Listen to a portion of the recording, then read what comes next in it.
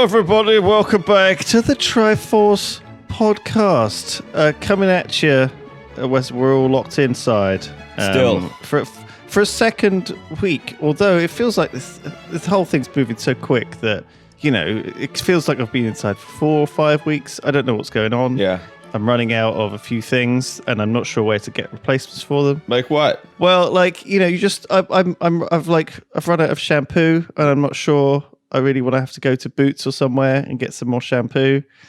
I suppose I could order it online, but I don't know what I'm supposed to do. What do you mean? Do you know what I mean? It's starting to I found some toilet roll, right. So I'm all right for toilet roll. What do you mean you don't know how to... You know how to order things online. Yeah, but at the same time, I lost my headphones a while ago, and I haven't got any headphones, and I wanted to get some, and I don't know, because I normally have stuff delivered to the office, so I live in like a flat, and when they deliver stuff, they always they don't know how to use the door system, and they don't get it delivered, and I can't go into the office and pick stuff up, and we're not even getting deliveries at the office, so I'm like, it's awkward. I'm not used to it. And I have to, it's out of my comfort zone, PFlax. Good heavens. Jeez. What a tough life. It's just in the back of my mind, you know, it's like this unconscious kind of, I think a lot of people have this anxiety, right? It's just hanging around there in the back of your mind with cobwebs and nothing else, if that's all that you're thinking about, yeah. right? You're telling me you're worried that the delivery guys won't be able to figure out the door to your apartment. Is that the problem? No. Give them the benefit of the doubt, Lewis. Just try. What's the worst that could happen?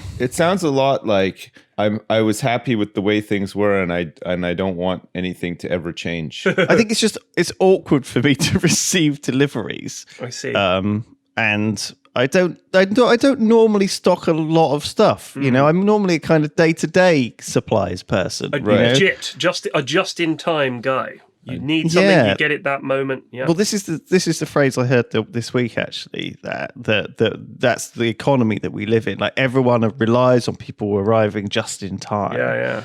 And so a lot of things are only, you know, pulled together at the last minute on the supply chain. And if one Is it a little bit like if someone on a chain of houses falls through the whole, when you're selling your house, you've got this chain of people, of 20 people or whatever, and they all have to sell their house on the same day and move into the next house on the same day. And if one of them falls through, it just gets cancelled for everyone. It sucks. It's a little bit like that, I think. So we don't know. Like this is the other anxiety. I think everyone's all worried about the economy. They don't know whether this thing is going to reveal stress cracks and weaknesses. And currently, yesterday I heard that obviously because there's all this lockdown, all these migrant workers aren't going to be able to come and harvest all the fields. So I was speaking to my mum on the phone yesterday. In fact, on Zoom, she rang me. On Zoom. Yeah, what is this? Everyone's using Zoom. I'd never heard of it before. Is this... It's a very insecure sort of conferencing app that replaces Skype, because everyone's finally realised that Skype is an absolute piece of shit. Yeah. And people were like, oh, fucking hell, you're kidding me? I have to Skype in. There must be something else. And it turns out there is. And this is what people are using now. I mean, it's Google like Hangouts was better than Skype. It's like a multi-window WhatsApp. Anyway, lots of stuff. So I one story I heard this week was that the local circus who couldn't put on their show were applying for work on the farms, helping getting the harvest. And I thought, that's pretty wholesome, isn't it? Yeah, that's pretty cool. But would they do it like the elephants like a show? Like there's a lad on a unicycle picking strawberries.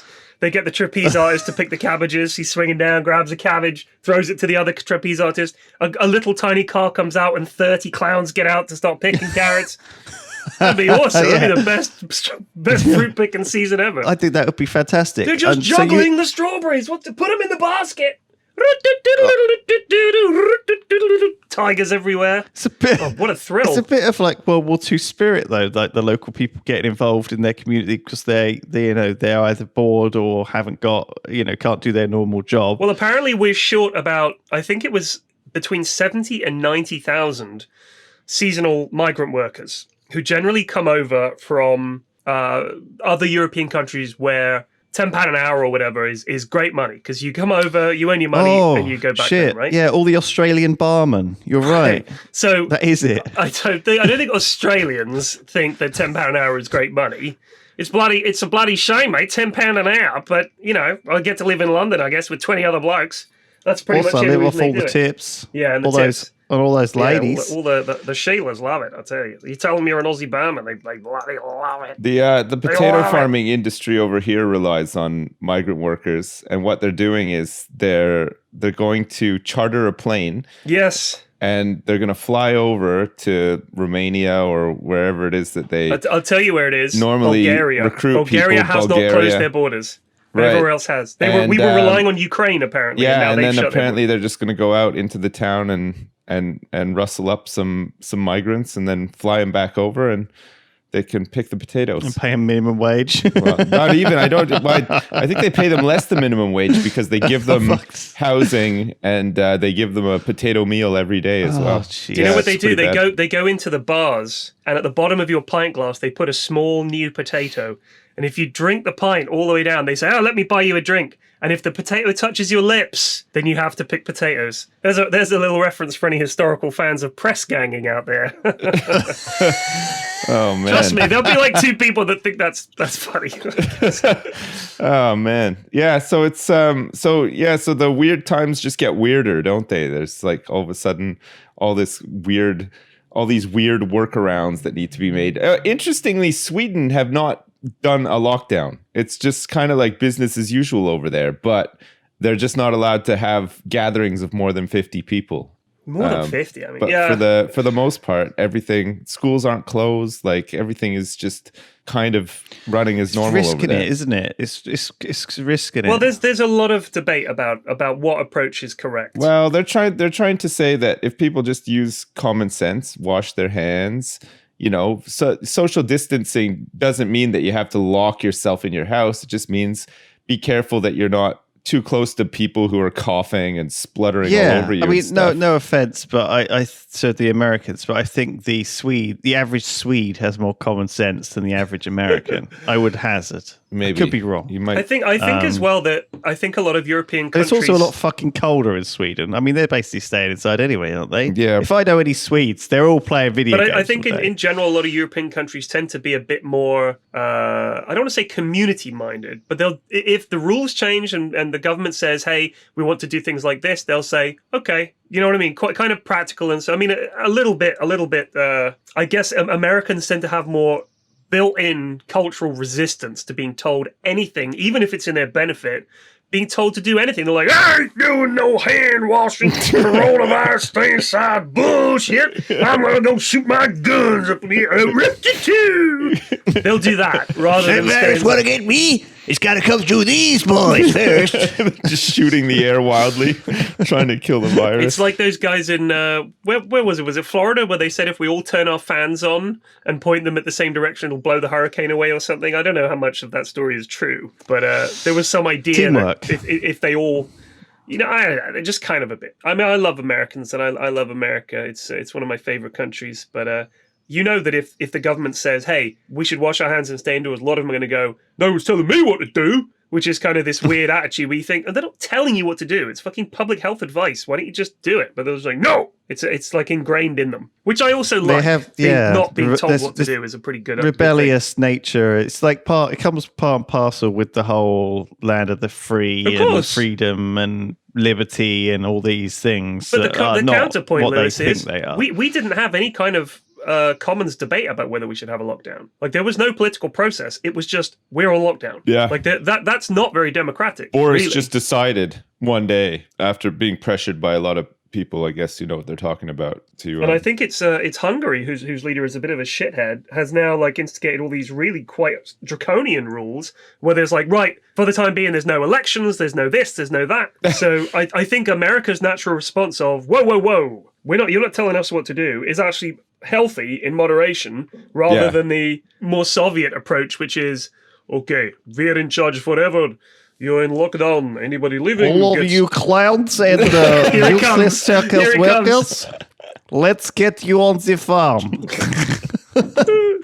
Oh, I love this Russian. It reminds me of when we played Hearts of Iron. It's such a Put mess. the trapeze people, they do the high ones, they do the corn, and we get the dwarves to do the digging of the potatoes. Say dwarves again? Dwarves. What do you do? What do you do with your mouth to make that noise? What Russians do with their mouth, I assume. Of course. I don't know. I've never met anyone from Russia. So no, it's a funny time. How's it holding up with Dad's school? Is it everything ticking over? It's going all right. Taught him any good stuff? Yeah, it's fine. Like my wife is just doing all that stuff, and I'm just hiding out here in the garage, and it's been working out fine. Oh my God, have you been attending mum's school? You're actually one of the students. No way.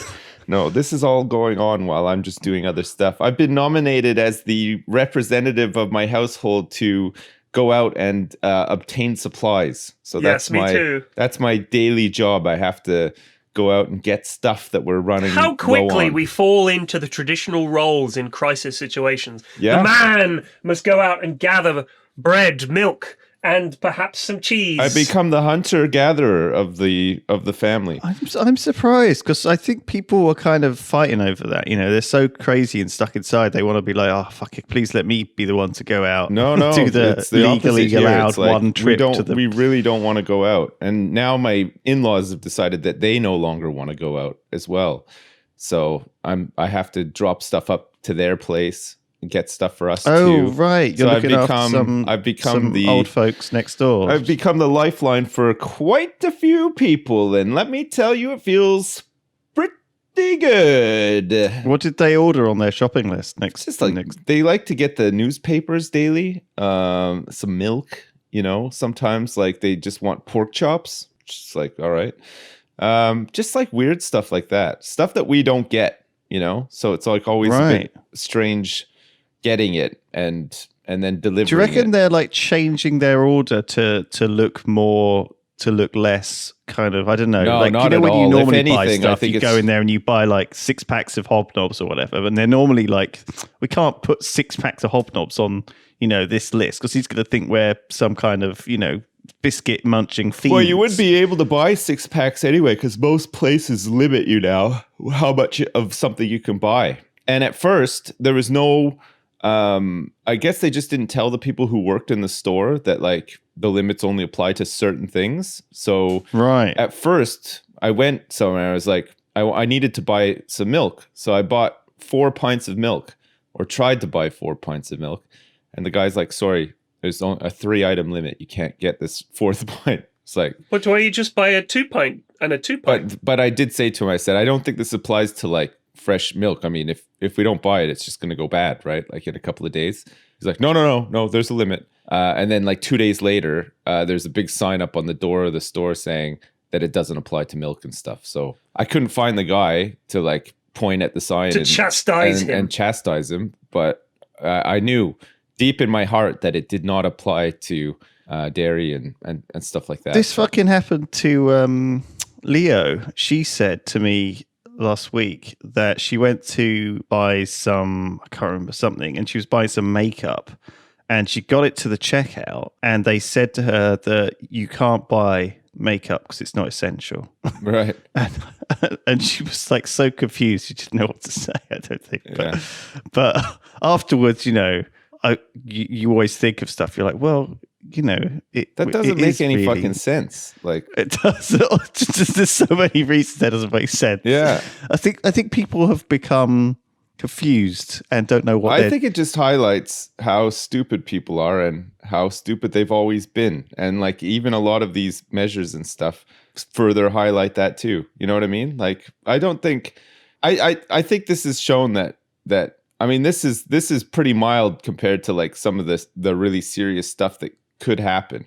And yeah, all of us are too fucking stupid to. I mean, imagine that clown deal with any of this shit. Is in boots, right? Yeah, and he's like, he needs to get his next, you know, his blush or whatever the clowns need to do their makeup. Yeah, and he goes to checkout, and the woman's like, "Sorry, this isn't essential." And he's like, "Well, someone's got to harvest the vegetables. You know, how are we going to eat?" Yeah, do you know what I mean? You expect me is to that go essential? To the farm, but like. I don't think anybody's given the right information, or they don't realize like what's going on or what, you know, like I think some people just want to be told what to do and they'll just follow that like to the T, right? Like they won't question it or whatever. They just excuse themselves. They excuse themselves and all responsibility because somebody's told them what to do, sort of thing. Like that right? test where the guy says to keep giving electric shocks to the other guy. Yeah. Have you seen this Oh, the test? Milgram, Yeah. the Where Milgram experiment. All yeah. it takes is a guy in a lab coat to say,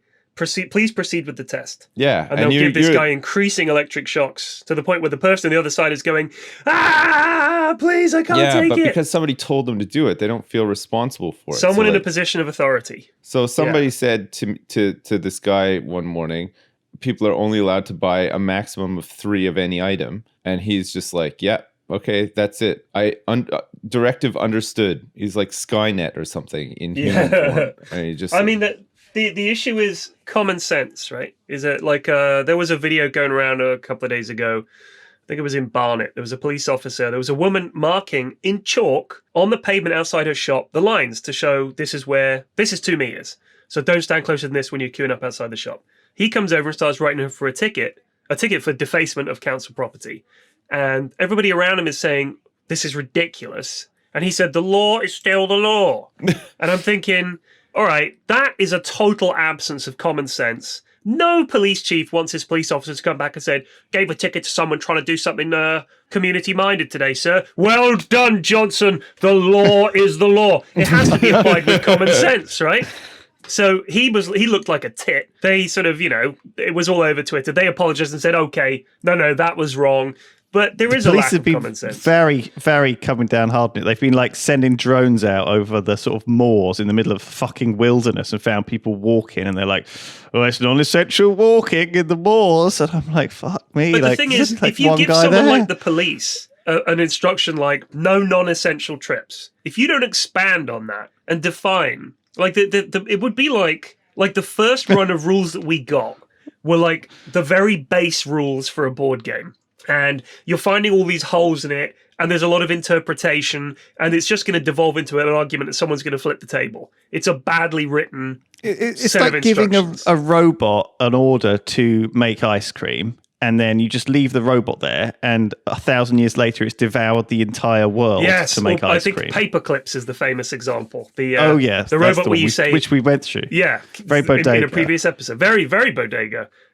So yeah, if you give a like, I've always thought that a lot of policemen and policewomen, police officers, let's say, are very competent people, good at their job. It's a high stress situation. They're the first ones to run into trouble, all that kind of stuff. But a lot of them are just people who didn't really know what to do and thought, I like rules, so I'll become a policeman. And they go out and they just write tickets, and they're just obnoxious little rules lawyers. And you just think, why? You're not serving any public service here. You're not really helping anybody. You're just being a cunt. But for some people, that's a job. That's a job that they think, oh, I can be a real cunt, and the rules will be on my side for a change.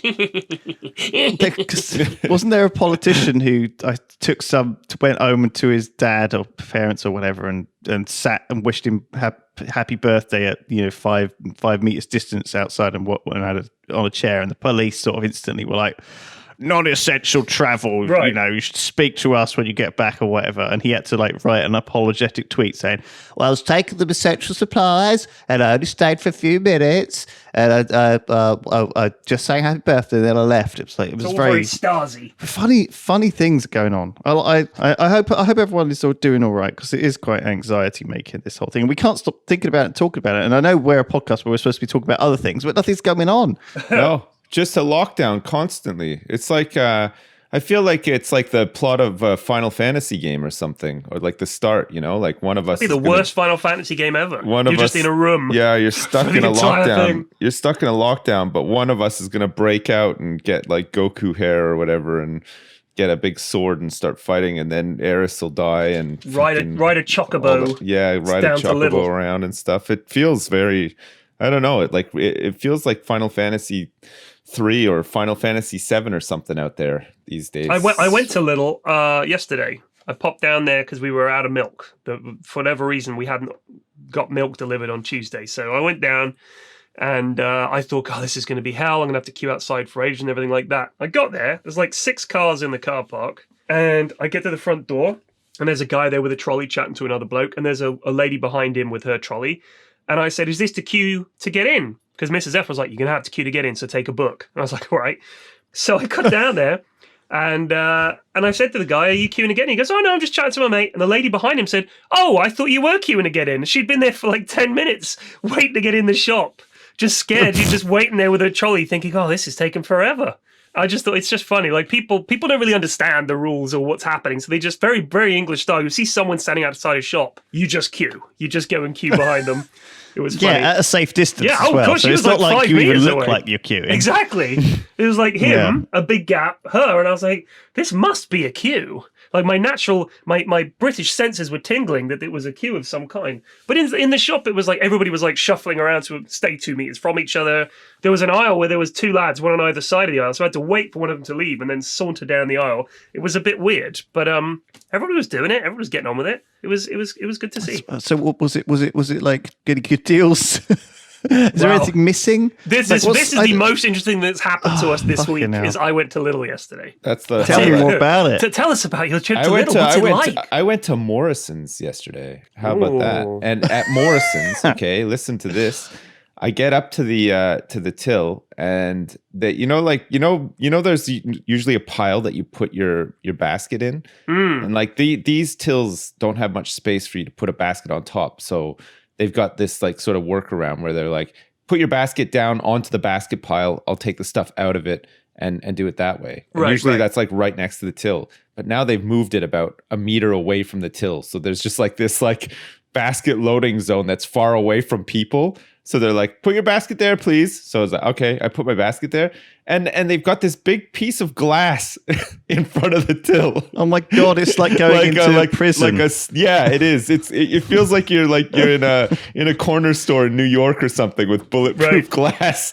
They It's like pass you like a brown envelope with a gun in it. through the little Sign this, fucking please. thing. Yeah, yeah. And all I wanted to buy was like some peppers and some hummus, and it was like, it's really strange. It's just really odd. Really odd. I don't know. Like, I wonder if some of this stuff is going to stick. I don't know if I don't know if people will remember to just go back to total normal. You know what I mean? Like, I think some of this stuff will stick around, linger around for a long time, especially if there's like a second wave of the virus or a third wave or whatever. You know what I mean? So like maybe we'll just have these stupid glass panels in front of people like in convenience stores and stuff. you know? Yeah, the psychological impact, it has taught a lot of people how to use online shopping, and that is very convenient. And I think more people Sucks for the will high be street, doing though. that. Yeah. Yeah, it does. But I think always people will need to get their hair cut. I mean, people already are going to have long hair coming out of this. The only thing that the high street is going to be is coffee shops, hair salons, nail boutiques, and charity shops. That's pretty much what it is. Do you reckon everyone's going to be, the next fashion is going to be the big bun, the man bun? Big man bun. Just putting it out there. Yeah. I fucking hope not. I'm Talking- hoping it'll be bald. I'm hoping that'll be the new fashion. Being bald. Well, people have been cutting their own hair. I don't know if they're going to be bicking their own heads, but they might be shaving, It's gonna be like Carl home haircut. Carl Drogo from Game of Thrones. Carl I think it's Carl. Carl Like Drogo. K-A-H-L, not Carl. Carl. Hi, Carl Drogo. He's got Nice the to meet bun. you. Yeah. Hi, I'm Carl. Last name Drogo. You might have seen my man bun. I'm out of work at the moment because I can't move my Kalasar across the desert. Yeah, we accidentally ran him into a whole band of night wraiths, and Yeah, we were kinda wiped out. Sadly, Also, I'm really sick for some reason. I don't know what's wrong with me. I'm really sick. I poured a load of gold on a lad's head, had sex with Amelia Clark, and then it's all gone downhill from there. not feeling good. God. Not feeling good about the whole thing. So looking for work, picking anything you got going. Radishes, I don't have anything. cabbages. We got nothing. Pick 'em I all. need to get my greenhouse set up. It's only in the planning stages so far. It hasn't been. It's going to stay there for a while yet. Yeah, that's it. gonna have to. There's no movement on anything. Nothing's moving, We're heading for another recession. There's no movement. I think a lot of people's jobs that are going to be lost after this and during this, I think it's going to be a massive crisis after this that I'm not sure we'll recover from for a decade. I think it's going to be a real disaster. Oh man, Yeah. old Ben are scared about economy. Yeah, it's a classic. It's a classic thing. Yeah. It could be. It's definitely a pin that can pop bubbles. Yeah. If we've had bubbles that are things where things are overvalued or markets are not very stable. Yeah.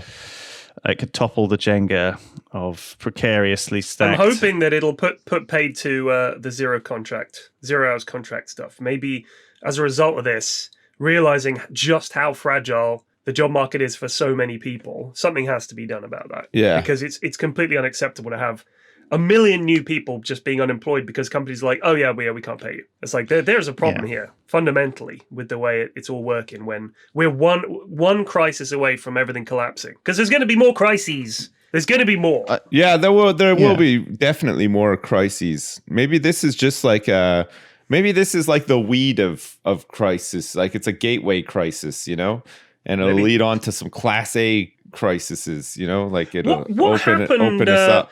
What happened during the Second World War when most of the population of young working age men had to go off to fight? Yeah. Was it literally that women came in and did the jobs instead? Yeah, and it was. Yeah, that was what happened. A lot of women had to do then what were not traditionally seen as roles for women, like working in factories, manufacturing, all that kind of stuff. And then after the war, they were like, we've had a taste of it now. That happened in America too during World War II when they got involved. Well, it's where they get the idea that war is good for the economy from. War is good for the economy if you're not in the war. I mean, America didn't join the war till late war was 41. It was great for their economy, and so they had these 2 years of selling us stuff, you know, and they sold us much the debt, stuff. The debt that we, you know, everything was lend lease, and we'll pay you back over the next 30 years or whatever. And so that's really what catapulted America into the leaders of the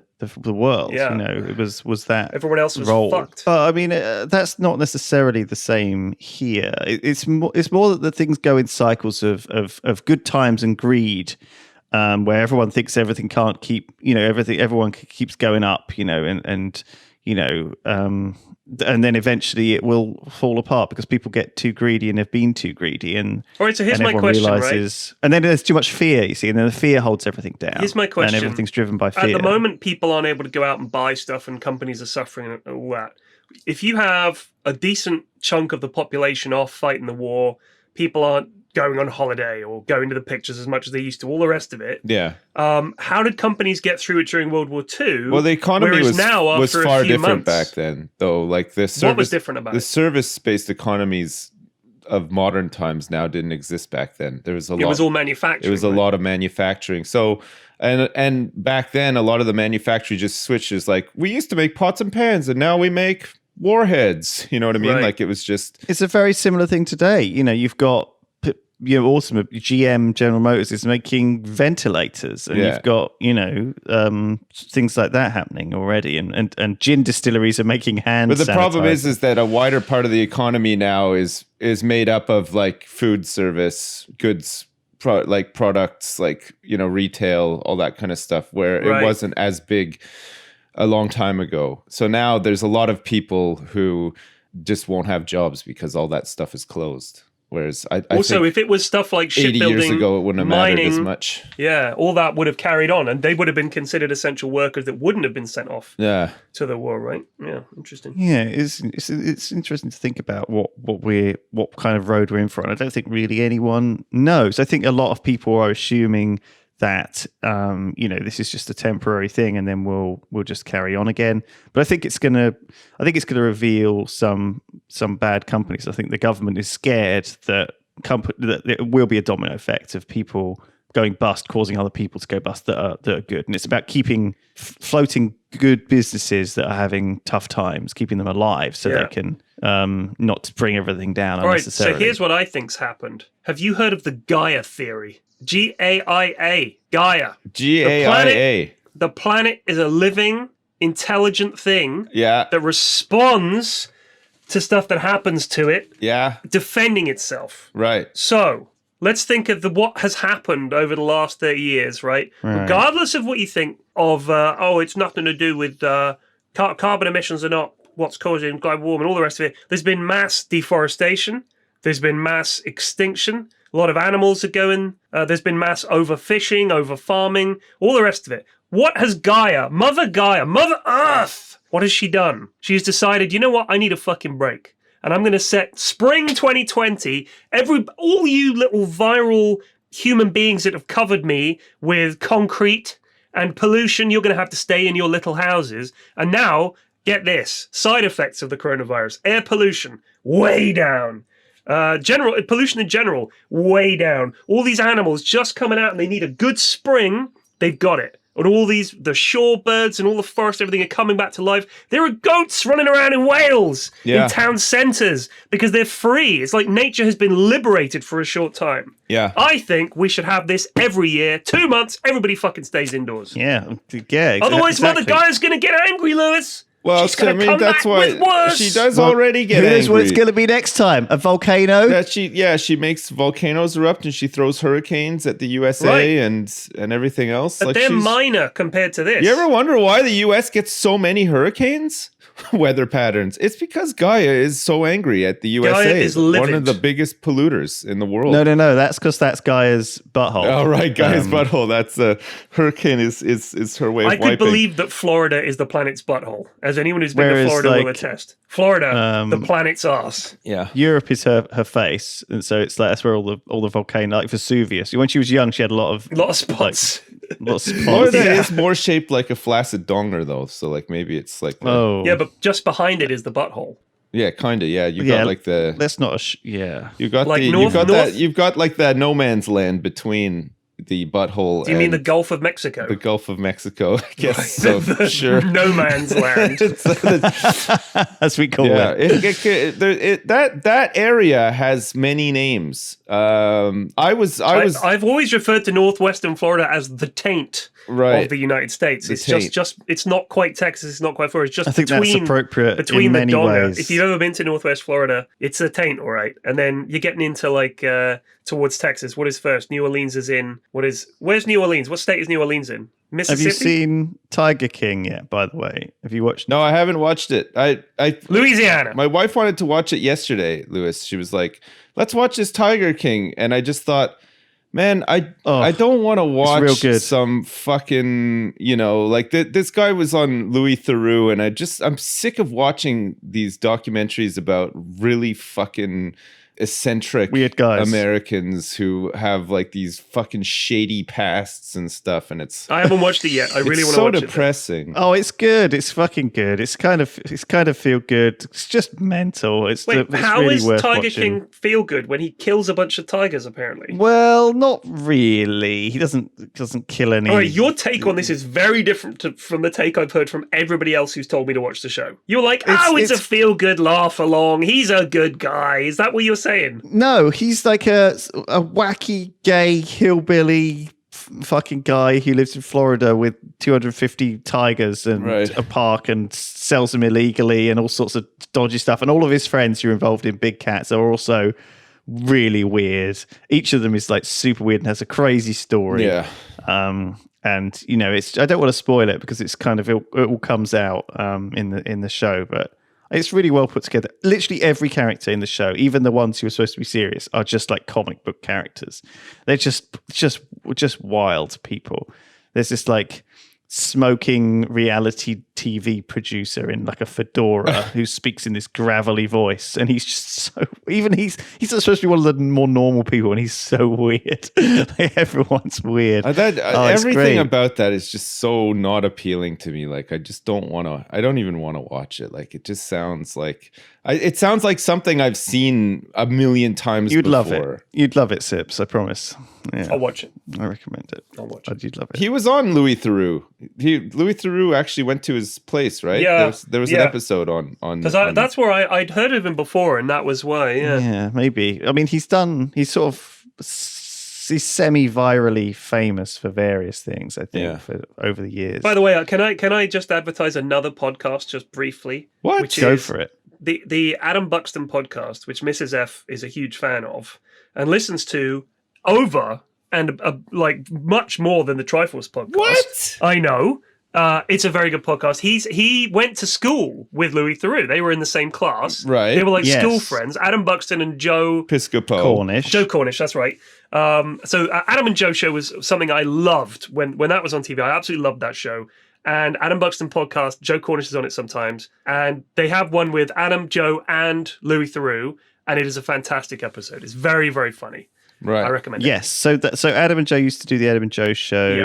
It was a podcast that ran for a long time. It was very, very good. They were on telly. They had a show on telly. Yeah, they had a television show. The TV show wasn't great, but the podcast was excellent. All right, the TV show was excellent. You're wrong. The TV show is quite old now. And Well, a bit I'm weird. quite old, Lewis. I'm 44, as you remind me last week. Although you thought I was 45. They had a Six Music show for a long time, which was podcasted, and it was great. And it was a big inspiration for. It was the first podcast that made me start podcasting, really. So, I mean, it's a brilliant show. Yeah. Adam Buxton, he has his own podcast now, and it's great. But sometimes the guests are shit. Right. Yeah, sometimes the guests are very boring. I think they just And so you as think a they're going to be result, funny like- and they're not. But How does his podcast compare to ours in terms of like, is ours number like 1 in the UK still, or because it was for like a day? no, it was never number one in the UK. What wasn't ours podcast bigger than Richard Brand or whatever, Robert Richard, Russell Brand? Russell Brand. Ours was yeah, more popular than maybe. his for a time, I think. I can never find a chart because Chartable always wants me to pay money to look at the ratings. But I did see we were the number 5 comedy podcast in Denmark last year. Wow, that's yeah. pretty good. I'd like to know what the other 4 are. That's pretty good. I assume they're in Danish, but I would hope. I mean, Well, but then again, they maybe it all doesn't speak work English like in that. Denmark, so they could listen. There's a to lot of really good whatever podcasts out there. I've been listening to a few podcasts on the old. they like. Richard Herring's Leicester Square Theatre podcast, Reholstapa, for any listeners of that, is very funny. He has guests on that, and again, sometimes the guests are brilliant and very funny, and sometimes they're just very serious. Especially people. What's always painful is when you look at the guests, you're like, "Oh, this is gonna be hilarious," and instead they're just deeply, deeply serious, and you think, "Okay," because some comedians are like that. Some people they write very funny, they are very funny, but when you talk to them, they're just very, very serious people. And they just don't, they can't just be funny on command. To them, it's like a craft, like an actor, really, I guess. Yeah. You think actors are going to be fascinating, but they're fucking dull. You chat, And to you actors, can't it's tell very if they're boring. acting in front of you as well. Right. Like some of them, because they might be like, "Hey, you're the best. You're such a cool guy. I'm so glad I met you." But then they might just be acting when they're saying that. Right. You can't trust an actor. Right. Never trust an actor. Here's something for you guys. Here's something for you guys. You're not going to care, but it's not interesting. But here you go. World of Warcraft Shadowlands takes players to the afterlife. Okay, this is where we're at with World of Warcraft, while squishing the level cap to 60. So we had to go through expansion after expansion of, I'm level 5,000 now, and now it's just going back down to 60. After all that, After all So that, my eldest wants to play World of Warcraft. Really? 'Cause I told her that back in the day that was like the game that everybody played. Yeah. And I said, I reckon you'd really like it. I reckon she would really like it. So if I was to get her to play World of Warcraft now, would it be worth starting from scratch, playing through it? Do you think she'd have any fun with it? probably not. No. Does she like role play games? Does she like She the loves that fantasy kind of setting? thing. I mean, Yeah, she later loves all on that in the kind of game, there's lots of like Pokemon battles and pets to collect and shit like that. I mean, it would literally everything that I know about World of Warcraft. I'm is not so saying this up because her she's a girl. alley. I'm saying this because she's younger, right? And No, that's I probably understand. I appealing absolutely understand. to younger kids. I mean, she loves Pokemon. She loves role-playing games. She loves having a character. right? Well, she'd probably like it then, yeah. She would. I was thinking, but is Does she is like World to of collect Warcraft- 10 bear noses for I bet she would love local it. town dwarf? I guarantee you, she would live and breathe this game. Right, okay. would you rather? Are you okay? I mean, World of Warcraft is the ultimate single-player game with other people who, when you meet them, you don't just want show to off interact with them. all your achievements to them in various ways. That's and so I mean that's what you've got to I understand. have flame armor, and this is my cool title that I achieved, and here's my cool mount that I bought and stuff. But if you want the game, there's other games out there which do the same thing without the grind. What, A classic like? example would be Kingdoms of Amalur Reckoning, which came out in 2012, Right. which is basically single player WoW. Yeah. And it's kind of a semi-open world thing, very similar quests. But yeah, your 10-year-old daughter might really like that one, actually. She's thinking about it. she's Which 11 is- this month, Right. and I'm thinking when I was her age, if I'd had World of Warcraft when I was 11, I think it would have absorbed my life, right? Like, especially from vanilla. Like, it would have been all me and my friends talked about, and we would have played it for hours. And I'm thinking, Well, that happened It's to me such when a I was shame. 24, so. right, exactly. But I'm thinking, is it right? Like, part of me thinks, I know she'd love this, But another part of me thinks she'll have to interact with WoW nerds. It's $10 a potentially month still too. Eh? chat to them. Yeah, it is $10 a month, but I don't mind paying that if she Has she gets played to use Skyrim? I don't think Skyrim's up her street, honestly. It's a bit grim, Right. Skyrim, isn't it? It's not like Yeah. At least with Bit too WoW, dark, it's got I think. that sort of cartoony look and stuff, and like some of the locations in WoW are very like aesthetically pleasing, aren't they? Whereas But I'm just thinking, is it Skyrim has dead one now? dungeon texture. Right. Is it like dead now at the start? Like if you go in as level 1, is there just going to be no people around? Yeah, and it's just gonna probably. be... Yeah, but I mean, that's not it, like Lewis said though. It is the ultimate single player game, isn't it? It just happens to be there happens to be other people around, but it doesn't make a difference because you're just going and doing quests and stuff and exploring. Like if she's never played World of Warcraft before, there's lots of like cool places to visit and things to do and stuff. Like Right. I'd imagine a 10-year-old would like it. Yeah, I'm Thinking thinking about she it, yeah. would. I'm thinking she would. Yeah. If anyone has any suggestions, I'm not going to do it yet, but I'll be interested to see what people think. I am worried about the interactions with all the sweaty people my age that have been playing WoW and the people that do the fucking sex RPing on in WoW. And I'm just like, if she bumps into them, Goldshire, yeah, don't let her go to Goldshire, but also just don't let her go into trade chat either, because that's where all right, the exactly. troll end and But stuff I'm like, how happens. can I police that? Unless I sit with her the whole time she's playing WoW, how do I police that? Like, it's tricky. I think you just do single. There's better single player game fantasy RPGs and stuff. Yeah, why I don't mean, you get a even, Octopath Traveler or something like that? Like yeah, like a there's loads Square of really good RPG. ones. Octopath Yeah. Traveler, great example. Yeah, like if anyone has any other suggestions for Period's 10-year-old daughter that are not WoW, I would please. That's one ask thing you that to send them. we're always hesitant. Like with my son wants to play like Minecraft mini games and stuff, and it's like, okay, but I don't want him going on servers with like fucking sweat lords who are swearing and like being assholes to people or you know what I mean. Like we don't know who's on there, so it's like we don't want to let him on. You know what I mean? Yeah. Yeah. And World of Warcraft would Yeah. probably be the same. You know, you don't know who's around or who's doing what. Can you turn off all chat with other people and just be like if I could create an account that says like no interacting with other people, no talking with other people don't exist. It's just a single player game, NPCs. That's it. I think there's better games than WoW, honestly, thinking about it. Also, I think you've got to understand WoW is built like a Skinner box. It's built to like psychologically get its hooks into you so that you never quit.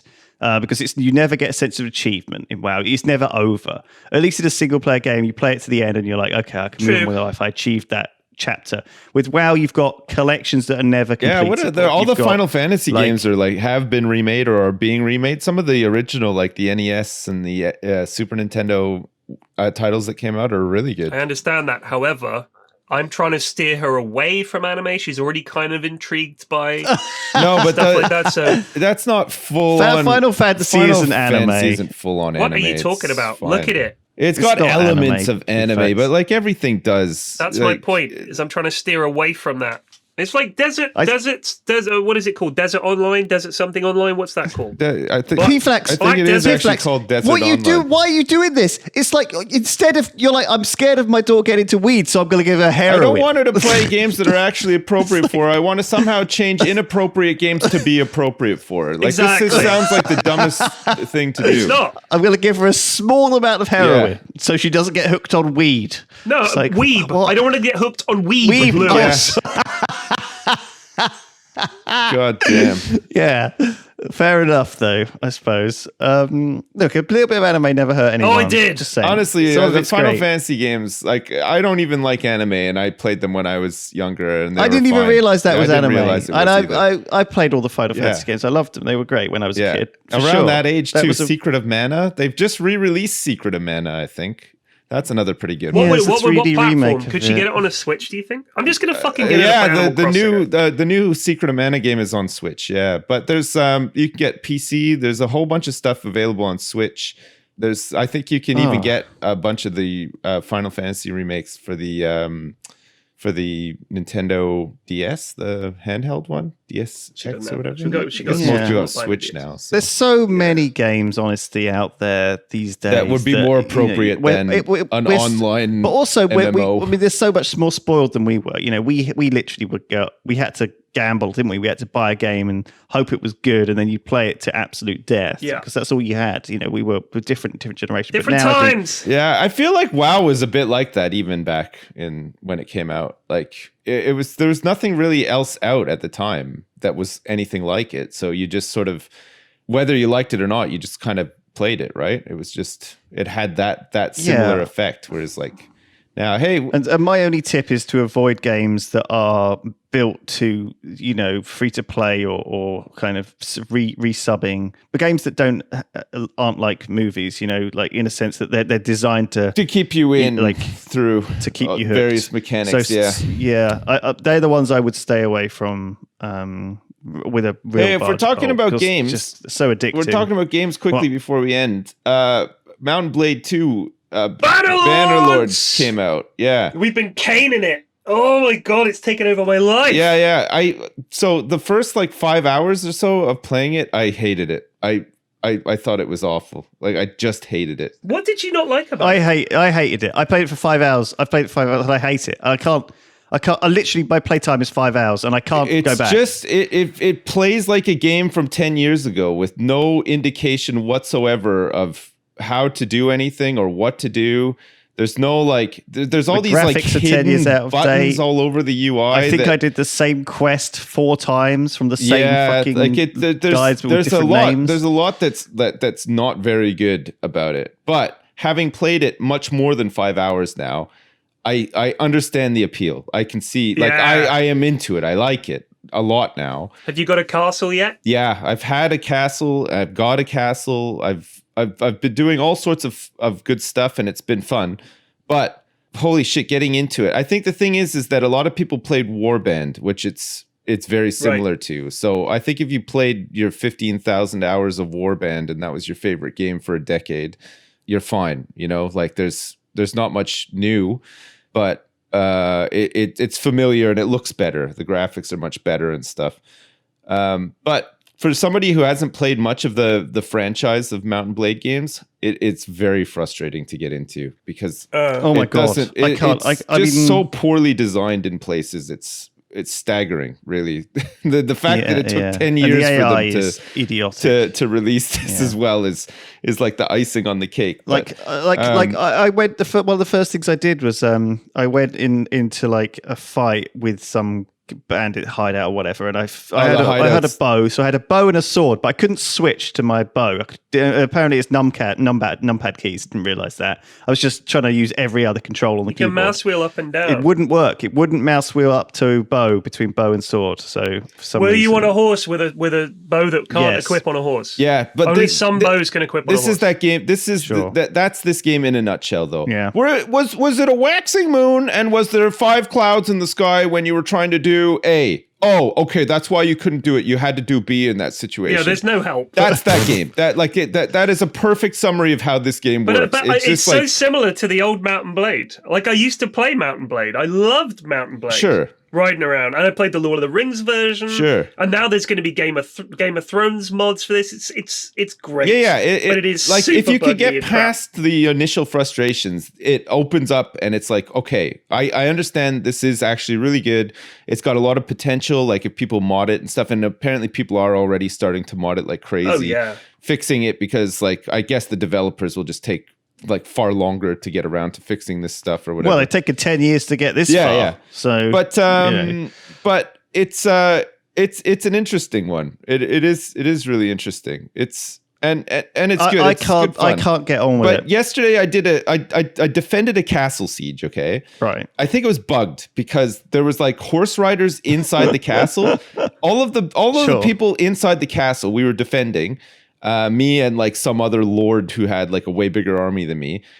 Everybody was stuck inside the castle. Okay, nobody could get out, and there was it was like a 400-man army outside the castle, just like like the treadmill walking against a wall. Like because they didn't build any siege equipment, and the 2 ladders that they built to get up for 400 people, they built 2 ladders. That went up to the side of a castle. It bugged out where they were meant to land, like on the top. So they would get teleported to the roof of this like little place that they were in, and there was just like a company of guys up there just slaughtering them as soon as they came up. this went on for like an hour and a half. Okay, it took forever. We finally got them all killed, and then we were like, okay, cool. Like we killed everybody, and I looked, and there's like 7 guys left. Like they'd started retreating and stuff. So it was like, fuck, okay, we're stuck in the castle and there's 7 guys left out there that we can't find. We just couldn't find them. So I'm trying to open the doors and everything. Can't open any of the doors. You can't open the gates, nothing. There's all these guys inside the castle or whatever. So I had to get on a horse and I had to jump off of the side of the castle walls and almost kill myself, okay? So that I could open the castle gates from the outside, okay? I opened the castle gates, just went right up to them and opened them up, no problem. So I opened them up and all these guys spill out and they're hunting the lands for these 7 straggling guys that are still around. And fuck me. Yeah, and what was happening was while the troops were retreating, they were getting stuck in scenery. So they were just treadmilling like inside tents or against trees that they couldn't get past. So we tracked them all down and then there was only 1 guy left, okay? So all of a sudden, every fucking friendly unit on the map just beelines to this one position where this one guy is stuck inside a wall of the castle, okay? I couldn't clip into it. I couldn't see it, nothing. And everybody is just trying to like desperately get to this guy who is like trapped inside of a wall. It was hilarious, but fuck me. It's just so... It's such a so in the end, I had to kill myself. And then I had to retreat from the battle. And then it had to auto resolve, which didn't give me like half of what I would have gotten had we been victorious, had that guy not been stuck in the wall. And it's like, oh man, there's things that I love about it. And there's this similar thing that happened to me mind-blowingly stupid about it. And yeah. it's like, So I ended up unmounted, and there was like 3 guys left, and 2 of them were like in a trench, like glitched. And then 1 guy was fighting me, and I didn't have a weapon because I'd used my bow and I'd fired my 7 arrows or whatever. All I had was fist. But I found out early on in the tutorial that if you just ran circles around the guy, he couldn't hit you. Yeah. So I just ran circles around him and punched him to death. But it took me about 20 minutes because the punch does like 1 damage. So I'm punching him in the back of the head for like 20 minutes. He finally fucking dies, and fortunately the other 2 guys were fairly easy to dispatch as well because they were glitched out. And I won, and I was like, fuck me, what is this game? Like, it's like, I don't know. It's I think it needs a bit more work, but it's version 1.0. You're already just you telling me that story already makes me want to get back into it. Weirdly, like those things would normally put you off. Do you know what I mean? know the battles are really fun though. Like they're really well done. The music and everything, and like just the atmosphere of the really big battles is awesome. Like you're just on your horse and you're commanding your troops around and stuff. It really does ramp up. Well, because I'm really into this, you know, I'm into that sort of thing. The hideout mechanic itself is like that sucks. From what I understand was in Warband, and it sucked then, sucks. and everybody complained about it, and it still sucks, and people are still complaining about it. And what a lot of people just do is they just don't even do Which is the Lord of the Rings Bannerlord you mentioned, PFlax. So for the old Mount and Blade, like the original, there's a mod. There was a mod where it changed everything into. You had the Uruk High Orcs, and you had this, that, and the other, and you could pick what faction you wanted to be. So you could be an orc if you wanted to be, or you could be like a dwarf, or whatever. And all the units and the places were, you know, it was the map of Lord of the Rings. Like, and they'd added a few locations and stuff like that. It was great fun. Like seeing a shitload of orcs was awesome. More of these things. Well, there will be for this, Lewis, but it's only just come out like 2 days ago. So well, the thing is, we played Conqueror's Blade, remember, which is like the MMO version of this, which is actually, I think, pretty fun. I enjoyed it. Yeah, I thought it was. Coming from that to this, it's kind of a very stripped down. It's very basic. You don't have any of the RPG elements really in terms of like, you know, building up your army and training them and all the skill trees and all that. Right. Well, you do have it, but it's different. Conqueror's Blade but I will is say far this. more grindy and sort of like the armies. Like you can have a huge fight, like 500 versus 500, and I haven't seen any lag or anything like that. Like it's really it's quite impressive actually. Yeah, like when you have but the graphics engine's a lot crapper. It is, but when you have like a shitload of cavalry charging into a shitload of infantry, it feels kinetic, like bang, you know, you like smash it in there. I really like. Yeah, I got like this huge fucking like I've got like this massive like glaive thing that I can couch it and just run into people with it and fucking one shot them, and it feels great. It's great. Oh man, it's so good. And then I could do these like leg sweeps on it, Yeah. and like one shot people with it and stuff too. I love it. Oh. It's a fun game. It's goofy as hell, but it's fun. It is goofy, yeah. There's definitely isms to it once you sort of get past them, but it can be very fucking frustrating. Yeah. Still. So I've been playing Metro Exodus, which is good fun. I've been playing Doom. I've just got Doom Eternal. I completed the original Doom 2016. Really liked it. Got that. I bought home my VR kit to play Half-Life Alyx, but my Oculus needs a display port, and I only have a laptop here. Oh, right. So I can't actually do that, which is a bit annoying. So I wanted to check that out. So I might see if I can. I don't think there's even a HDMI to DisplayPort adapter. I don't think that even exists. It's funny you should say is, that. I think It's funny you should say that, because when I got my PS4 and I wanted to play Red Dead Redemption, I had at the time a DisplayPort monitor with no SVGA port or whatever, and it was like, or HDMI port, I should say. So it was like, okay, I'm sure there's an adapter for this online. If you want an adapter that turns a DisplayPort output feed into HDMI, you need a special kind of adapter. Like one way, no problem. The other way, big problem. So if I want to plug my PS4 into my monitor, my mate was like, just get an adapter. And it's the wrong way. Right. All right. The adapter is that's the wrong the one way. I found. The one that I you just need is a can't- they don't powered exist. adapter. But the one I got did fuck all. It didn't work. So it's a very tricky thing to turn HDMI into DisplayPort was shit. It just wouldn't do it. But you should be able to turn DisplayPort into HDMI fairly easily. This is like the dad chat of like, did you take the M4 Yeah. and then the It is, A127? Oh, that was the big It mistake. is. You didn't take the A32 after 6:00 at night, a waxy moon with 5 clouds in the sky. It's Mountain Blade 2 Bannerlord IRL. But also I've been playing Tabletop Sim. I played a game of Dead of Winter last night on Tabletop Oh, yeah. Sim, and it took a while to learn, but it's actually quite fun. We pretended that we role played that the coronavirus was loose, and we had to stay inside the base and cure it. So we had to collect medicine and Right. fight off like hoarders and stuff. It was good fun. Me and Rythian and a couple of guys. So yeah, I encourage you to Play Tabletop chat to your Simulator. friends and play tabletop. Play a board game that you know on Tabletop Sim. nice. I taught everyone Catan on Tabletop Sim the A other day as classic well. game.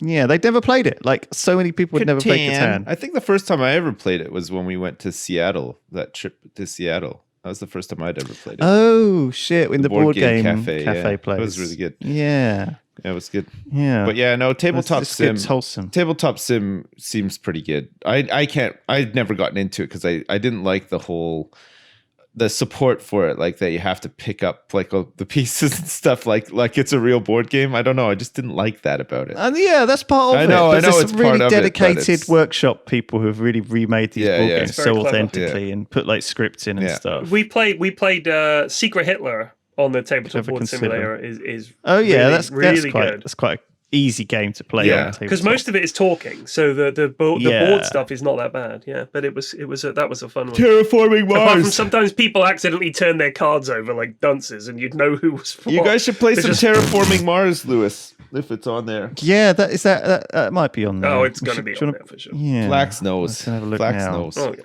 Oh yeah. Anything that's any good is usually Oh, on yeah. there. All right, everybody, listen. That's Yeah. enough from us. I have to go and do I'm the nominated grocery shopper person for mine and another house, so I have to go. I have to go do Good luck, these sir. shoppings. Wish me luck. Hopefully I don't Good luck. get contaminated while I'm out there. I've got my hazmat suit on, and I'll piss on myself regularly to make sure that I'm cleansed Yep. and all that kind of That's all in line with government post-apocalyptic regulations. Yep. stuff there.